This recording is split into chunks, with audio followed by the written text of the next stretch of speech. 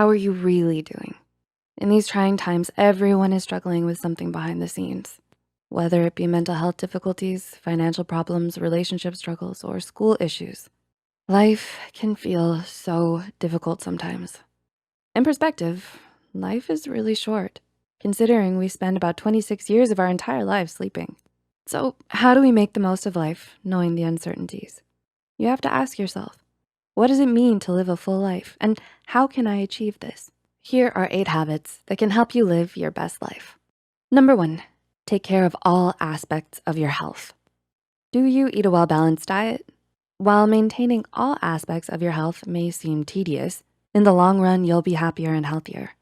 Put in a little time and effort every day to take a walk, eat some fruits and vegetables, or take some self-care time to help prevent dealing with health problems later on in life. After all, prevention is much cheaper, less stressful, and overall healthier than trying to treat any symptoms. Knowing this, try to get into the habit of treating yourself with the same love and care you treat those you love with. Number 2, self-reflect. Have you tried journaling before? If so, how was it? And did you enjoy it?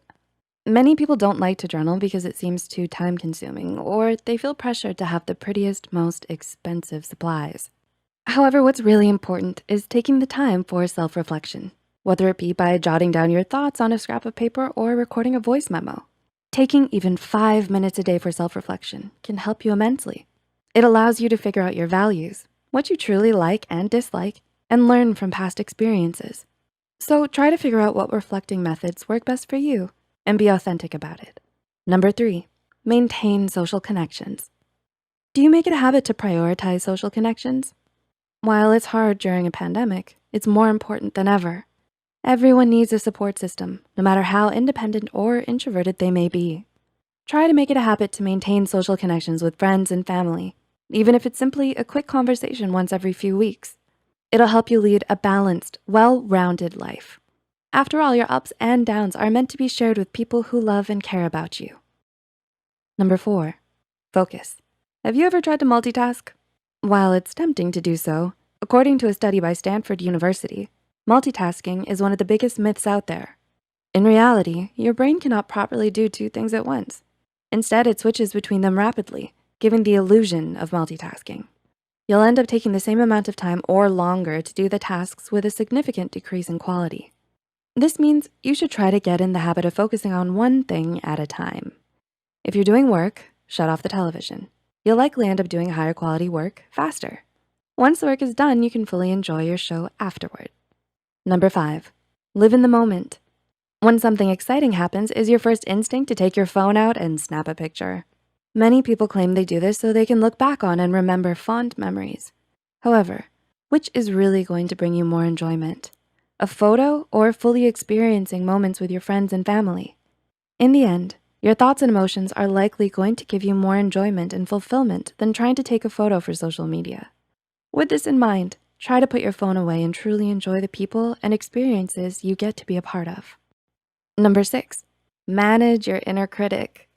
Do you have a little voice in the back of your head telling you that you're not good enough, you're gonna fail, or you're not attractive enough? There is a lot of pressure to be flawless because we see perfection from social media around us everywhere. This can lead to low self-esteem and a constant feeling of not being enough. While it can be hard to fix the root cause of low self-esteem, you should try to recognize when you're being too hard on yourself. If you can get into the preemptive habit of realizing when your inner critic is getting the best of you, you can break the thought pattern. Try to remember that no one is perfect, and that's what makes people so uniquely beautiful. Number 7, complain less. What's the worst day you've ever had? At the end of it, did you let it all out and have an hour-long rant session with a friend or family member? Complaining can be stress relieving, but if it gets out of hand, it can end up doing more harm than good. For example, by complaining about something you can't change, you're giving it more power to ruin your day. Also, you're more likely to be resentful and hold grudges against people you may not even see again.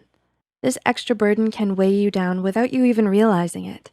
Instead, try to let go of things you cannot change, especially past experiences you didn't learn anything from.